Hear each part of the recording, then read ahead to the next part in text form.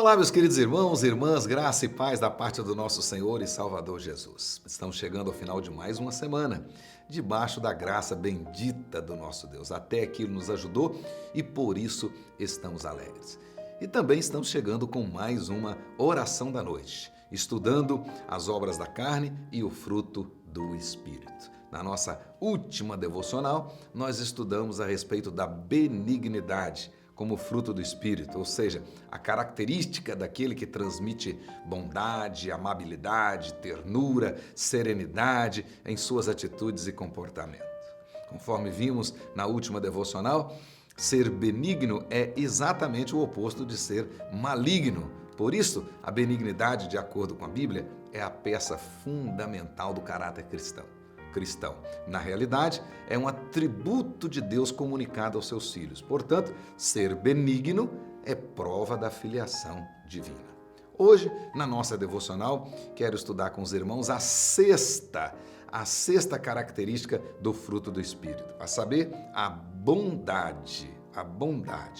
Embora a palavra usada para benignidade, que nós estudamos anteriormente, em alguns contextos na Bíblia, ela é traduzida por bondade. A palavra usada aqui, no nosso estudo de hoje sobre bondade, na realidade é diferente. E a despeito das duas palavras guardarem uma relação muito próxima entre si, na realidade, ambas se referem a características do mesmo fruto, ou seja, o fruto do Espírito, são expressões com sentidos complementares, mas sentidos distintos.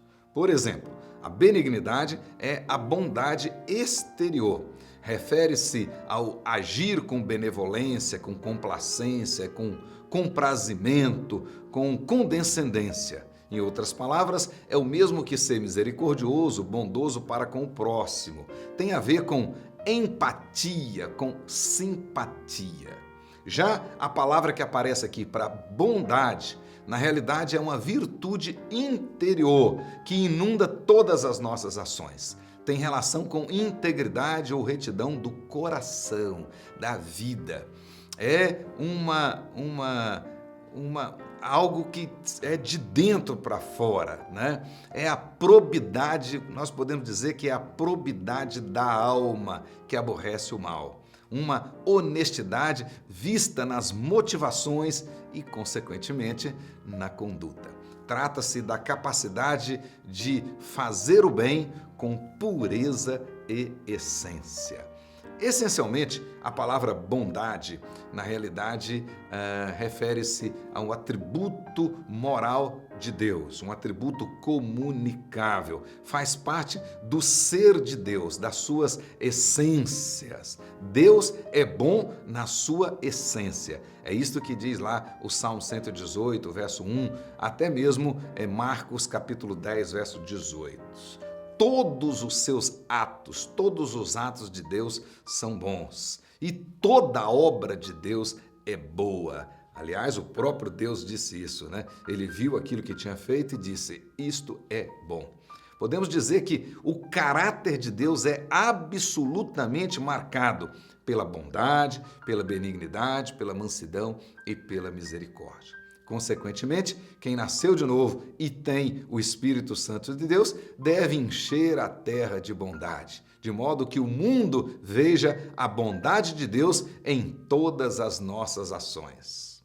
Portanto, como fruto do Espírito Santo, bondade é a marca de quem nasceu de novo e, consequentemente, é guiado pelo Espírito Santo. É exatamente isso que diz lá em Atos capítulo 11, versículo 24, referindo-se a Barnabé, né? E diz lá o seguinte, que Barnabé era homem bom, cheio do Espírito e de fé.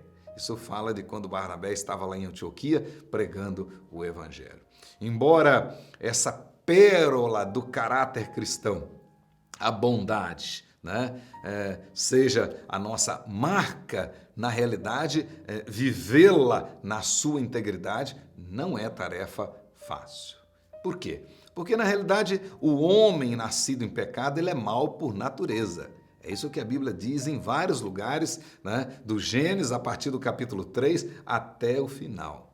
Na realidade, para nós sermos bons, no sentido da palavra usada aqui no Novo Testamento, é óbvio que nós precisamos do Espírito Santo. Daí a necessidade da intervenção do Espírito Santo, gerando e fazendo abundar no crente o seu fruto, ou seja, a bondade. Podemos dizer que é essa bondade magnânima que dá brilho à beleza da vida cristã. Por isso, não existe a possibilidade de um cristão não ser bom. Ou seja, ser cristão é ser bom. A bondade gerada no coração do cristão pelo Espírito Santo produz um comportamento magnânimo. O Filho de Deus, a Bíblia diz que ele recebeu, através do Espírito Santo, um novo coração. Hebreus capítulo 8, verso 10. E por isso ele é chamado para expressar a bondade de Deus, que é o seu Pai, em todos os seus atos. É isto que Paulo ensina lá em 2 Tessalonicenses, capítulo 1, verso 11. Sobre o sentido da palavra bondade, em síntese, à luz do Novo Testamento, podemos dizer que bondade significa, primeiramente, ir além das expectativas. Os gregos antigos, eles comunicavam e entendiam que bondade era bem semelhante à justiça. Eles comparavam muito bondade com justiça. Entretanto, faziam uma distinção muito interessante. Na visão deles, o homem que é justo faz apenas o que o outro merece, mas o homem que é bom vai muito além. E é exatamente esta ideia que vem para o Novo Testamento. No Novo Testamento, bondade é ir além da justiça. Além da justiça. Então, a justiça vai até a página 10 e a bondade vai além. Podemos ver isto na parábola dos talentos, lá em Mateus capítulo 25, versículos 15 até 30. Em relação àquele servo que tinha recebido 5 talentos e o outro que tinha recebido 2, e eles foram além das expectativas, o Senhor disse: servos ou servo bom e fiel. Entretanto, com o outro, servo mau e negligente. Então, na expectativa bíblica, bondade é ir além das meras exigências. Segundo, significa ir além da retidão. Jesus disse: porque vos digo, se a vossa justiça não exceder em muito a justiça dos fariseus e dos escribas, jamais entrareis no reino dos céus.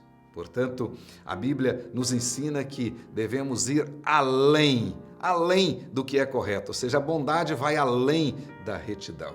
Lá em Eclesiastes 7, verso 16, o sábio diz que não devemos ser demasiadamente justos. Entretanto, do Gênesis ao Apocalipse, a Bíblia diz que nós devemos ser bons.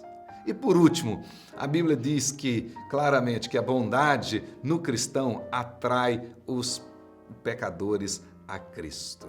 A Bíblia diz que a bondade de Deus conduz os pecadores ao arrependimento e à salvação. Portanto, quando nós manifestamos essa bondade, ela dirige as pessoas a Deus. É isso que Jesus diz em Mateus capítulo 5, verso 16. Assim brilhe também a vossa luz diante dos homens, para que vejam as vossas boas obras e glorifiquem o vosso Pai que está nos céus. Não há dúvida de que uma das qualidades-chave que muitos incrédulos cuidadosamente procuram observar na vida do cristão é a bondade.